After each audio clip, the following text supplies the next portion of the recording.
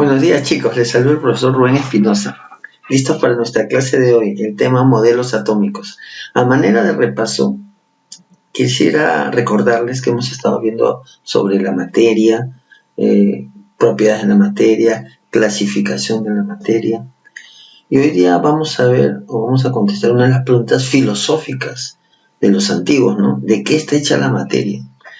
Y los propósitos para la reunión de hoy están en la pantalla, es analizar los postulados de la teoría atómica y ver las diferencias y semejanzas entre los diferentes modelos atómicos. Vamos a ver qué cosa es un modelo atómico, cuáles han sido los modelos atómicos hasta la actualidad. Así que sin más, los dejo con la sesión de hoy. Bien, quiero empezar haciéndole algunas preguntas que vamos a tratar de contestar en la sesión de hoy. La primera pregunta es, ¿qué es un átomo? ¿Qué idea tienes tú acerca de un átomo? La segunda pregunta, ¿cómo es un átomo? Seguramente que todos hemos sido bombardeados con una imagen de lo que es un átomo, como esta, quizás que estoy mostrándote en pantalla. Pero ¿realmente un átomo es así? ¿Qué nos ha llevado a pensar que el átomo es así? Y la tercera pregunta, ¿por qué debemos conocer cómo es un átomo o de qué está hecha la materia? Son preguntas que vamos a tratar de responder en la sesión de hoy. Vamos a ver que la idea de átomo ha ido evolucionando desde la antigüedad y a lo largo de diferentes descubrimientos de los científicos. Por eso cada científico, con el descubrimiento nuevo que hacía, iba postulando cómo era el átomo. Y estos modelos, estas maneras de pensar acerca del átomo, es lo que llamamos modelos atómicos. Hagamos un poco de historia. Sabemos que en la antigüedad los pueblos siempre trataron de explicar el universo, cómo se daban las cosas, por qué se daban las cosas. Así que antiguamente había un pensamiento mítico, es decir, erupcionaba un volcán, o había un terremoto o una inundación, y ellos daban la explicación de que los dioses estaban molestos y hacían sacrificios de diferentes tipos, incluso a los fenómenos los adoraban como si fueran divinidades. Pero hubo un pueblo muy especial que fueron los griegos de donde nace la filosofía, que es el amor a la sabiduría, los pensadores o grandes hombres que se dedicaban a razonar, a pensar, a tratar de darle respuesta. ¿Por qué las estaciones? ¿Y por qué el sol? ¿Y por qué caen las cosas?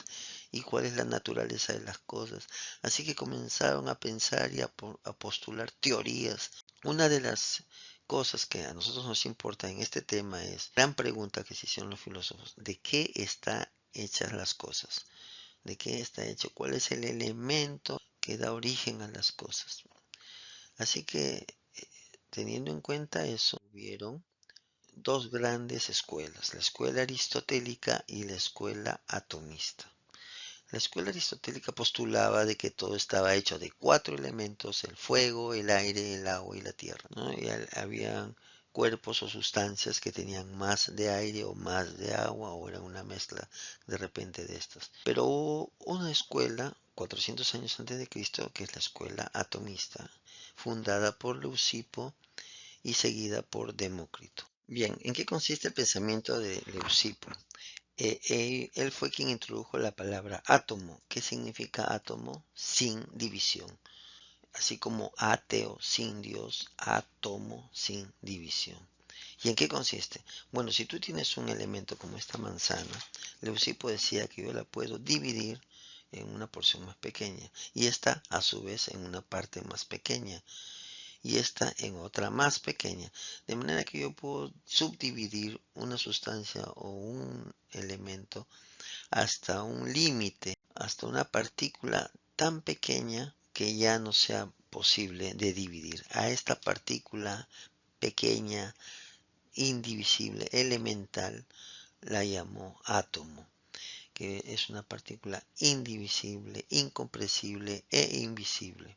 Y la combinación de átomos da lugar a las distintas sustancias. Pasaron más de 2000 años para que Dalton recupere el pensamiento de Leucipo y Demócrito y desde la ciencia pueda demostrar, pueda hallar la masa de un átomo.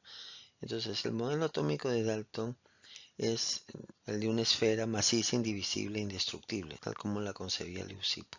La gran diferencia es que Dalton hizo cálculos ponderales, o sea, midió la masa de un átomo, el átomo de hidrógeno.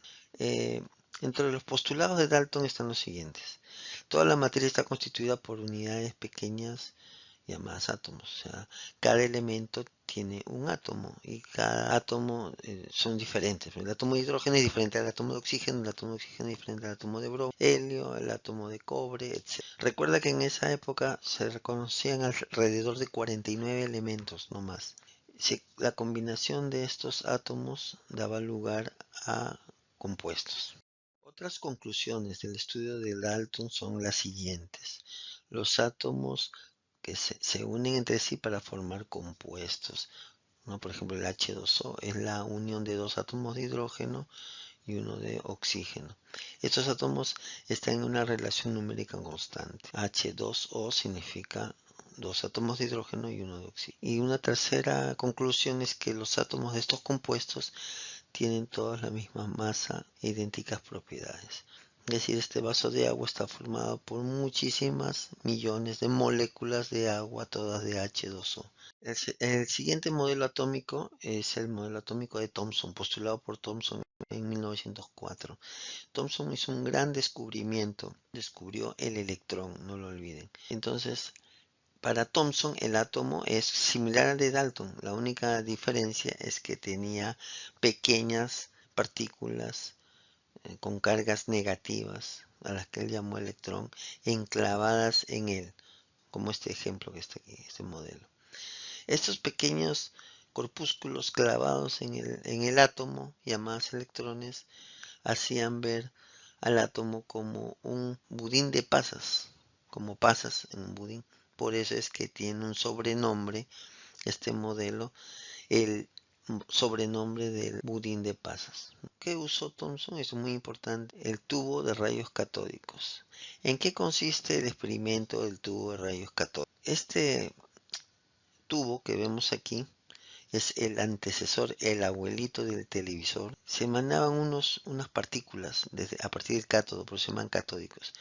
Entonces, Thomson bombardeó una pantalla fluorescente con estos rayos y al aplicarle cargas eléctricas dobló los rayos se desviaban hacia el polo positivo. Por eso es que él deduce que estas partículas tenían cargas negativas y al hacer los cálculos, estas cargas eran mucho menores en masa que el propio átomo. Él deduce de que todos los átomos tienen pequeñas partículas negativas llamadas electrones. Bien, el siguiente modelo es el modelo atómico de Rutherford. En 1911, Rutherford propuso de que el átomo tiene dos partes. Tiene un núcleo muy pequeño en el cual se concentra casi toda la masa, o sea, el 99.9% de la masa del átomo está en el núcleo. Y afuera del núcleo están rotando, girando los electrones. Así, ese es el modelo que todos más o menos concebimos como el átomo. El electrón, la corteza electrónica, donde están los electrones, abarca casi todo el volumen del átomo. O sea, el núcleo es muy pequeño, pero de gran masa. Para llegar a sus conclusiones, Rutherford usó un experimento llamado el experimento de la lámina de oro. ¿En qué consistía el experimento? Rutherford bombardeó una lámina muy delgada de oro con partículas alfa, o sea, con átomos de helio. Ya cuando hagamos radioactividad, que es un tema que vamos a hacer más adelante, vamos a poder entender qué cosa es este rayo de partículas, ¿no? Cuando hagamos radioactividad. Por ahora nos basta con saber de que son átomos de helio. Entonces, si nosotros creemos que los átomos son invisibles y son macizos y son impenetrables, entonces lo más lógico es que todas las partículas hayan rebotado con esta lámina. Pero miren lo que pasó. Como observamos acá, gran cantidad de las partículas atravesó la lámina de oro. Solo unas cuantas se desviaron y una minoría rebotó. O sea, la mayor parte atravesaron la lámina de oro. ¿Esa qué conclusión le llevó a Rutherford? Que, como vemos aquí, centrémonos en uno de estos átomos. Quiere decir que la mayor parte de un átomo es espacio vacío. Por ejemplo, vean este átomo de acá. Lo que está en celeste representa espacio vacío. Espacio vacío. Ahí están los electrones. Y el rojito es el núcleo atómico. Como las cargas alfa son positivas, chocan con el núcleo positivo y lo repelen. O lo rozan y se desvían.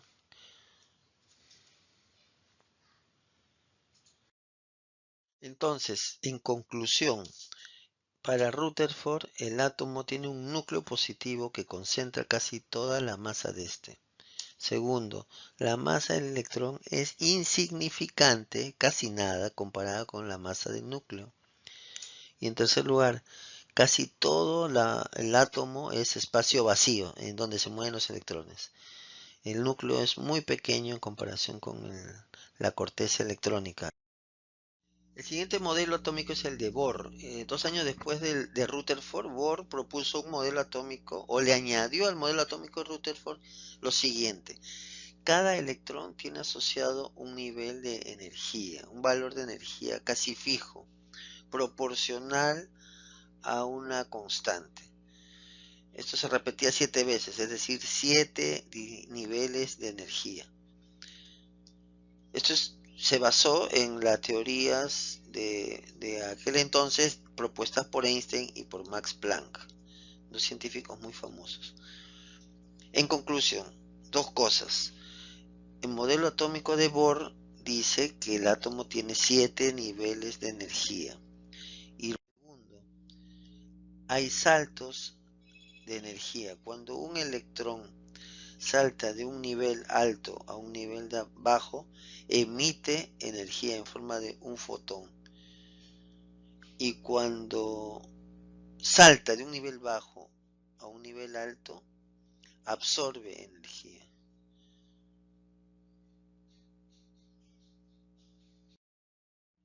Bien, para corregir algunas deficiencias del modelo de Bohr, su discípulo Sommerfeld, 3 años después, añade a su modelo lo siguiente. Los átomos tienen, aparte de los niveles de energía, tienen pequeñas variaciones que él llamó subniveles de energía. Y que las órbitas no solamente eran órbitas, podían ser circulares, sino también órbitas elípticas. Él se basó en la teoría de la relatividad de Einstein. Dos descubrimientos importantes en la teoría atómica son el descubrimiento del protón y del neutrón. Son subpartículas atómicas que, como vamos a ver la próxima clase, están en el núcleo del átomo. En el 1886, Goldstein y Chadwick descubrió el neutrón en 1932. Para terminar, queridos alumnos, vamos a citar el último modelo, el modelo atómico actual, o modelo cuántico, o modelo ondulatorio de Rödinger en 1926. No vamos a ahondar en él porque es objeto de nuestra siguiente sesión. Así que los dejo con esto y hasta la próxima, chicos. Espero que aprovechen bien la clase que hemos tenido.